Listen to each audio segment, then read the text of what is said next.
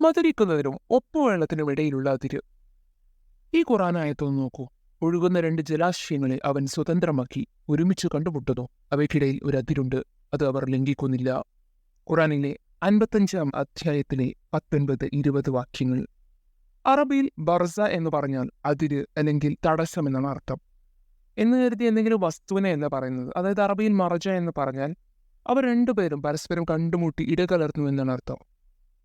പൂർവികരായ പണ്ഡിതർക്ക് ഇത് വളരെയേറെ ആശയക്കുഴപ്പം സൃഷ്ടിച്ച ഒന്നാണ്. കാരണം എങ്ങനെയാണ് രണ്ടു കൂട്ടർക്കും ഒരുപോലെ ഇടകലർന്ന് നിൽക്കാനും അതുപോലെ തന്നെ അതിനെതിരെ ഇടയിൽ ഒരു അതിരുണ്ടാവാനും സാധിക്കുന്നത്? എന്നാൽ ആധുനിക ശാസ്ത്രം ഇത് തെളിയിച്ചിട്ടുണ്ട്.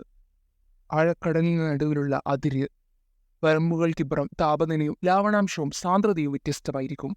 എന്നാൽ സമുദ്ര ശാസ്ത്രജ്ഞർ പുതിയ തെളിവുകളുമായി മുന്നോട്ട് വരുന്നുണ്ട്. ഇരു കടലിനും നടുവിലായി ചെരിഞ്ഞിട്ടുള്ള ഒരു വെള്ളത്തിന്റെ അതിരുണ്ടെന്ന് അവർ പറയുന്നു. അതിലൂടെ ഒരു കടലിലെ വെള്ളം മറ്റൊരു കടലിലേക്ക് എത്തുന്നു. അങ്ങനെ എത്തപ്പെടുന്ന വെള്ളത്തിന്റെ സ്വഭാവ ഗുണങ്ങളൊക്കെയും മാറ്റി പുതിയ വെള്ളത്തിൽ ലയിക്കുന്നു. കുറച്ചുകൂടി വ്യക്തമായി പറയുകയാണെങ്കിൽ ഈ അതിര് രണ്ട് ജലത്തിലും ഒരു സംക്രമ ഏകീകൃത മേഖലയായി വർത്തിക്കുന്നു. ഖുറാനിൽ പറയുന്ന ഈ ശാസ്ത്രീയ പ്രതിഭാസത്തെക്കുറിച്ച് ഡോക്ടർ വില്യം ഹേ സ്ഥിരീകരിച്ചിട്ടുണ്ട്.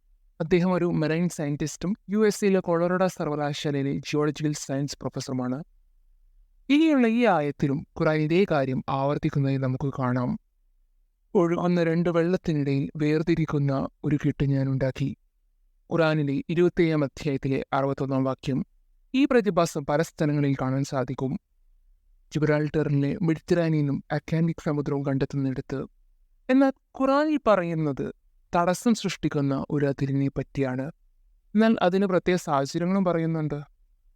ഒഴുകുന്ന രണ്ട് വെള്ളത്തെ സ്വതന്ത്രമാക്കിയത് അവനാണ്. ഒന്ന് രുചികരവും മധുരവുമാണെങ്കിൽ മറ്റൊന്ന് ഉപ്പും കയ്പും. എന്നിട്ടും അവൻ അവയ്ക്കിടയിൽ ഒരു തടസ്സം സൃഷ്ടിച്ചു. അതിനടുത്തുള്ള ഒരു വിഭജനമാണത്. ഖുറാനിലെ 25 അധ്യായത്തിലെ 53 വാക്യമാണിത്.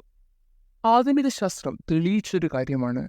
അതായത് അഴിമുഖങ്ങളിൽ നല്ല വെള്ളവും അതുപോലെ തന്നെ ഉപ്പുവെള്ളവും ഒരുപോലെ മിക്സ് ആവുകയില്ല. എന്നാൽ രണ്ട് കടലുകൾ തമ്മിൽ മുട്ടിമുട്ടുമ്പോൾ ഇതല്ല സംഭവിക്കുന്നത്. അഴിമുഖങ്ങളിൽ നല്ല വെള്ളത്തെയും അതുപോലെ തന്നെ ഉപ്പുവെള്ളത്തെയും വേർതിരിക്കുന്ന പൈഗ്നോക്ലൈൻ വിഭാഗം ഉണ്ട്. കൃത്യമായി സാന്ദ്രത വ്യത്യാസം അടയാളപ്പെടുത്താൻ പറ്റുന്നവ. ഈ വേർപിരിയൽ മേഖലയിലെ ലവണാംശം മറ്റ് രണ്ടിൽ നിന്നും വ്യത്യസ്തവുമാണ്. ഈ പ്രതിഭാസം ലോകത്തെ പലയിടത്തും